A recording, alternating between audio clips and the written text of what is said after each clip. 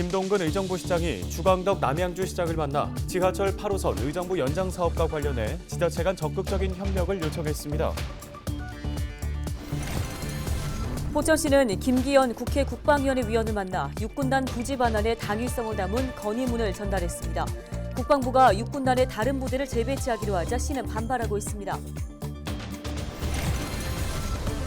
306 보충대 이전 용지 개발이 탄력을 받고 있습니다. 그런데 인근에 병영시설 건립을 추진한다는 보도가 나와 의정부가 들썩이고 있습니다.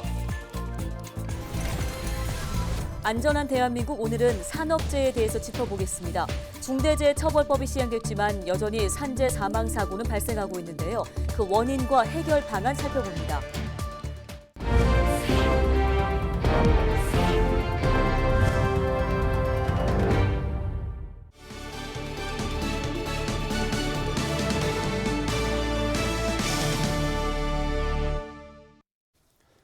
시청자 여러분 안녕하십니까? 헬로티비 뉴스입니다. 첫 소식입니다. 의정부시가 지하철 8호선 의정부 연장 사업과 관련해 남양주시에 적극적인 협력을 요청했습니다. 김동근 의정부시장은 지난 1일 주광덕 남양주시장을 만나 해당 사업 추진을 위한 지자체 간 협력을 제안했습니다. 시는 8호선 연장 사업의 본격적인 추진을 위해 사전 타당성 검토 용역을 추진하고자 올해 1회 추경에 용역비 예산을 확보했고 여러 차례 실무회의를 통해 남양주시와 공동으로 사업을 추진하기 위한 협의를 진행해 왔습니다. 김 시장의 요청에 주 시장은 상호 협력의 필요성에 적극적으로 공감한다며 공동 추진 여부를 면밀하게 검토해 보겠다고 말했습니다.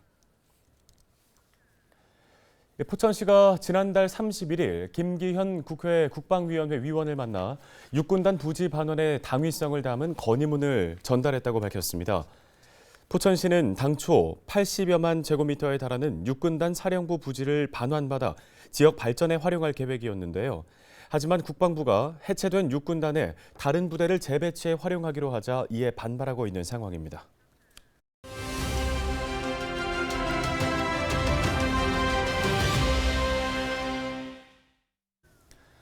306 보충대 이전 용지 개발이 탄력을 받고 있죠. 그런데 인근에 병영시설 건립을 하겠다는 추진하겠다는 보도가 나와 의정부가 들썩이고 있습니다. 최근에 민간업체가 새롭게 인허가 신청을 했다는 소식이 전해지는데 어떻게 된 일인지 알아보겠습니다. 도시플랫폼 정책공감 임진홍 대표를 전화 연결해 보겠습니다. 안녕하십니까? 네, 안녕하세요. 옛 306 보충대 부지 인근에 국방부가 10년 만에 병영시설 건립을 추진하려 한다는 보도가 나왔습니다.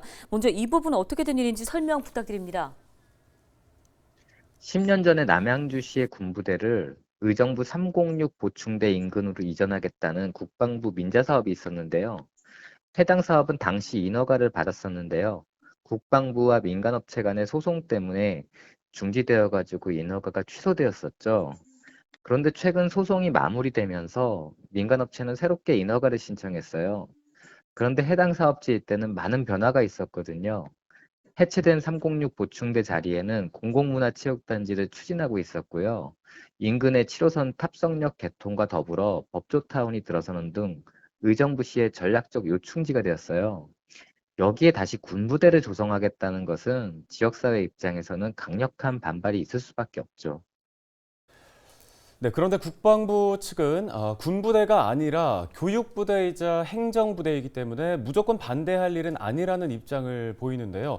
주민들이 걱정을 안 해도 되는 부분일까요? 해당 시설이 교육과 행정 차원의 부대라는 국방부의 입장에도 불구하고 어쨌든 군사시설이라는 점과 남양주시에서 이전되는 시설이라는 점, 해당 부지의 인근의 미래 가치가 매우 높다는 점 등을 생각해보면 과연 바람직한 도시계획인가에 대해서 우려를 가질 수밖에 없는데요. 한 가지 다행스러운 점은 의정부시가 확고한 반대 입장을 가지고 있고 이미 국방부에 의정부시의 입장을 명확하게 통보했다는 측면에서 해당 사업의 추진은 사실상 불가능할 것으로 보입니다. 이번 일을 계기로 군부대 주둔으로 긴 시간 희생해온 의정부시의 분명한 입장을 또 다시 한번 바로 세우는 계기가 될 것으로 보이는데요. 어떤 의견이신지요? 도봉면허 시험장 이전 물류단지 등에 이어 최근 김근식 출소 사건까지 의정부시에서는 시민들이 우려할 만한 사건들이 많았잖아요. 결과적으로 모두 백지화가 될 것이라고 생각하지만 지역사회의 정치권이나 시민사회에 지속적인 관심과 더불어 하나된 여론 조성이 필요한 시점인 것 같습니다. 결국 의정부시의 미래는 의정부 시민들의 관심이 만들어내는 것이거든요. 의정부시 미래에 대해서 시민 여러분들의 지속적인 관심 부탁드리겠습니다. 네, 알겠습니다. 말씀 여기까지 듣겠습니다. 도시 플랫폼 정책공감 임진홍 대표였습니다.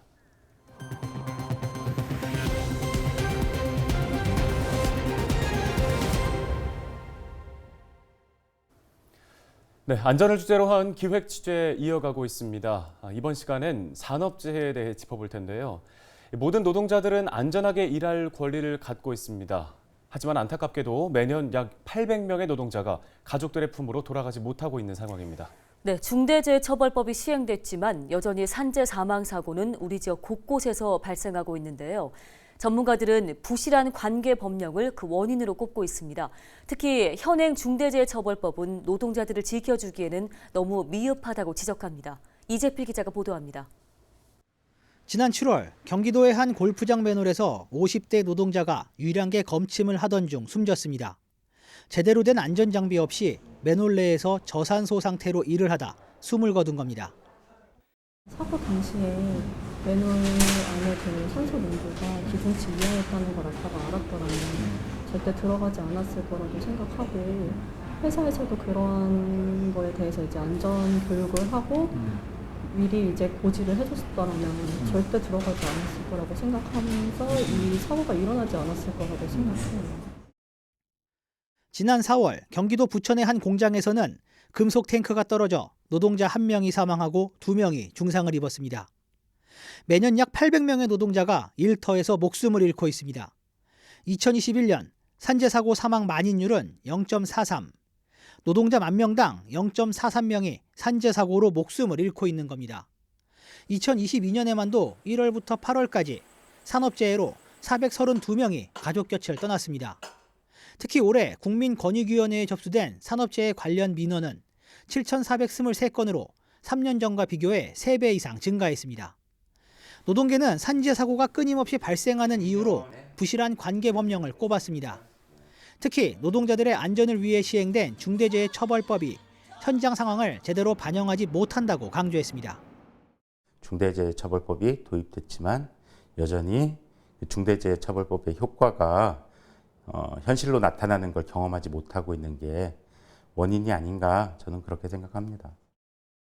전문가들도 현재 시행 중인 중대재해처벌법이 노동자들을 지켜주기에 너무 미흡하다고 지적했습니다. 올해 1월 27일부터 시행된 중대재해법은 사업장 등에서 인명피해가 발생할 경우 사업주와 경영책임자를 처벌하도록 한 법률입니다.